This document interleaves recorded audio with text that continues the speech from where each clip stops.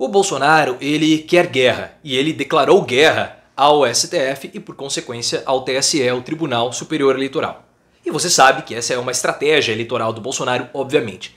O problema dessa estratégia é que ela é uma estratégia suicida, porque o Bolsonaro se colocou numa posição que ou ele ganha as eleições ou ele vai ser preso. E como a situação eleitoral do Bolsonaro hoje é muito, mas muito ruim, só vai restar a ele a prisão. E ele tem um outro problema, porque ele não pode abandonar essa estratégia. Se ele abandonar essa estratégia, ele perde o gado. Então ele está num beco sem saída que o resultado dele vai ser o pior possível. E eu quero trazer detalhes sobre isso, mas antes eu peço a sua ajuda. O YouTube passa por momentos de instabilidade e a única forma que eu tenho para vencer essas turbulências do YouTube é com o seu apoio. Então deixa aqui no comentário o fora Bolsonaro, Bolsonaro preso, Bolsonaro prisão e também o seu like. Essas duas ações são muito importantes e eu já agradeço demais vocês por fazerem isso e ajudarem o canal. Aqueles que são mais antigos conhecem a estratégia da política do confronto que o Bolsonaro faz. Só para recapitular para aqueles que são mais novos e porque faz um tempo que eu não falo sobre ela aqui no canal. Desde o momento que o Bolsonaro foi eleito pela primeira vez lá no final dos anos 80, ele vence usando essa mesma estratégia eleitoral. Ele foca em um alvo e ele ataca esse alvo sistematicamente. A primeira eleição que o Bolsonaro venceu, ele atacou os superiores dele no exército. E aí ele ganhou a simpatia das tropas, dos soldados e foi eleito vereador. E desde aquela época é sempre a mesma coisa. Existe um alvo, o Bolsonaro ataca e ele é eleito. Eleição, bota um alvo, o Bolsonaro ataca e ele é eleito. E ele faz isso sempre, desde também do começo que ele virou presidente da República. E o alvo da vez agora é o TSE, as urnas eletrônicas. Porque ele não pode mais atacar os imunizantes, pessoal. Porque as pesquisas mostraram que o que pesa na aprovação do Bolsonaro e também na sua rejeição é a conduta que ele teve durante a pandemia. Principalmente a posição dele referente aos imunizantes. Então eu não sei se vocês repararam, mas já deve ter aí mais ou menos um mês que o Bolsonaro tá pianinho a respeito dos imunizantes, porque ele não pode mais atacá-los. Houve uma pressão dos aliados de Bolsonaro, houve uma pressão da campanha do Bolsonaro para que ele ficasse em silêncio. Porque mesmo dentro dos apoiadores do Bolsonaro, eles rejeitam esse discurso anti-imunizante do Bolsonaro. Quem trouxe essa informação foi o próprio PL, o partido do Bolsonaro, com as pesquisas internas que foram realizadas. Então o Bolsonaro não pode mais atacar os imunizantes, mas ele precisa atacar alguma coisa. Então o que ele está atacando? O TSE, as urnas eletrônicas e também o STF, porque ele precisa ter um alvo. Só que, ao atacar o STF, ao atacar o TSE, ele aumenta a animosidade jurídica contra ele. E ele tem a ciência que depois que ele sair da presidência da República, vai haver um tsunami de processos com uma voracidade imensa contra ele. O próprio Flávio Bolsonaro já admitiu que ele sabe que o pai vai sofrer uma represália jurídica pesada. Mas o Bolsonaro é investigado por várias coisas. Então ele precisa, além de vencer a eleição, manter o gado ativado para protegê-lo dos processos que vão vir contra ele, da mesma forma que o Donald Trump está fazendo nos Estados Unidos. Por isso que essa semana o Bolsonaro reagiu às falas do Edson Fachin na posse dele como ministro do TSE, como presidente do TSE. O Fachin fez um discurso duro contra o Bolsonaro, o Fachin falou a respeito da segurança das urnas, falou a respeito do processo eleitoral, mandando recados firmes para Bolsonaro. Tem uns cílios aqui, não sei o que está acontecendo. Acho que saiu, hein? Acho que saiu. Se não saiu, depois eu vou tirando. Acho que é um cabelinho. O Fachin basicamente falou o seguinte para o Bolsonaro: olha, nós estamos aqui, não encha o meu saco, que eu não vou encher o seu saco de um modo pesado. Foi basicamente esse o recado. Nós estamos aqui, nós somos imparciais e se você vier nós vamos reagir. Esse foi o recado do Fachin. O Bolsonaro, nessa semana, em reação ao Fachin, voltou a atacar o STF, voltou a atacar as urnas eletrônicas, inclusive com notícias falsas. O Bolsonaro disse que 2 ou 3 ministros do STF querem toler a nossa liberdade. Como se o STF fosse uma ditadura, a ditadura da caneta. Foi isso que ele falou.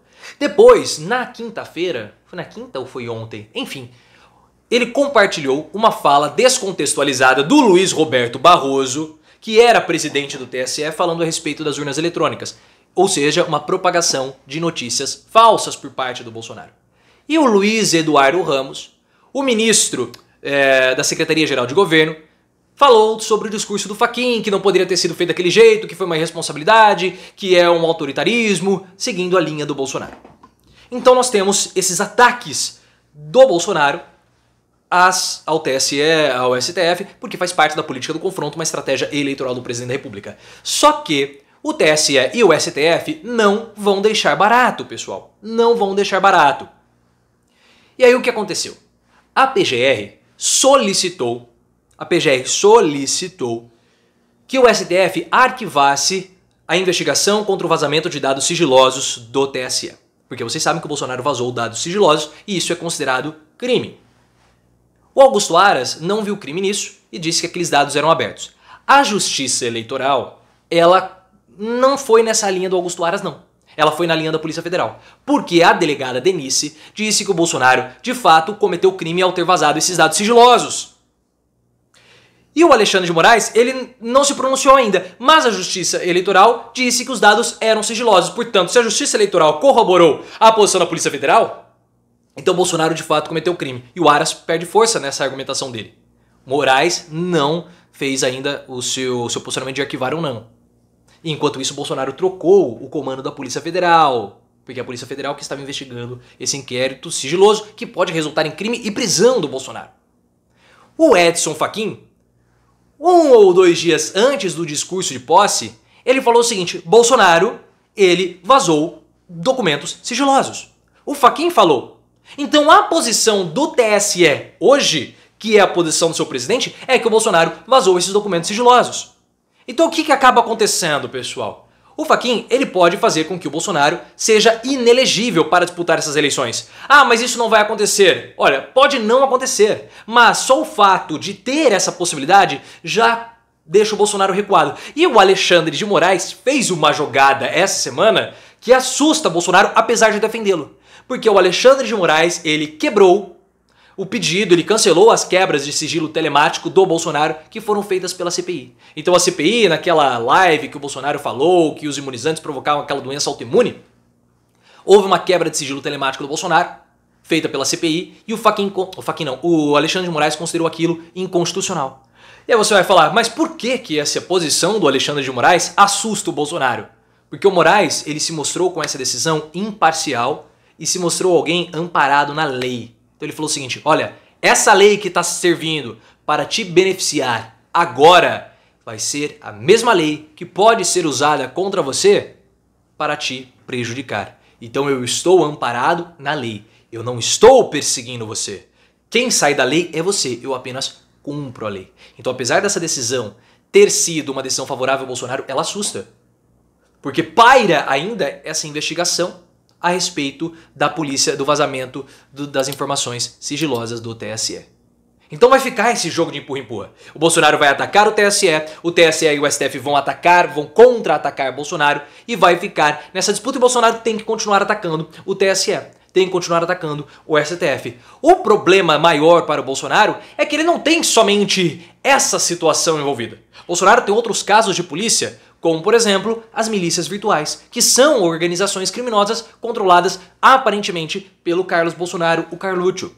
Essas organizações, o Gabinete do Ódio é uma organização criminosa, porque eles agem de modo organizado, eles colocam o alvo, eles atacam aquele alvo com notícias falsas. E isso, claro, pode prejudicar o nosso sistema eleitoral, a nossa eleição. Não com invasão às urnas, não com fraude dos resultados, mas com propagação de desinformação, propagação de notícias falsas. Isso corrompe o processo eleitoral. E é claro que eles também estão sendo investigados pela organização criminosa e os ataques às instituições republicanas. Então perceba que há esse jogo de empurra-empurra, há toda essa disputa envolvendo o Bolsonaro e o TSE. E o Alexandre de Moraes fez um outro movimento essa semana, que vai ficar para a próxima semana, para depois do Carnaval, que é a possibilidade de suspensão de 15 dias do Telegram. O Telegram é um aplicativo de envio de mensagens, muito parecido com o WhatsApp, só que lá não há regulamentação. Então os bolsonaristas usam muito o Telegram para propagar notícias falsas, notícias mentirosas. E nenhum outro candidato, nenhum outro político, na verdade, tem tantos seguidores no Telegram quanto o Bolsonaro. O Bolsonaro tem mais de 1 milhão de seguidores naquela plataforma. Então lá é uma fonte importante ou é um meio importante para a estratégia eleitoral do Bolsonaro. Deixa eu ver se eu passei por todos os pontos, mas eu acredito que sim. Então nós estamos nessa situação mais bem complicada, pessoal. Enfim, esse assunto não morreu ainda. Nós vamos avançar, nós teremos novos ataques do Bolsonaro, novas reações do TSE. Mas perceba, o TSE tem que pegar a caneta e dar caneta. Não, não é assim que funciona. Não é assim que funciona. A política, o enfrentamento político é feito no gogó. E vocês perceberam por esse vídeo que vai ter reações do STF. O STF e o TSE já estão reagindo a Bolsonaro. E se o presidente continuar assim, só vai crescer ainda mais a animosidade contra ele. E quando ele sair da presidência no dia 1º de janeiro, a vontade das instituições jurídicas contra ele vai ser assim imensa.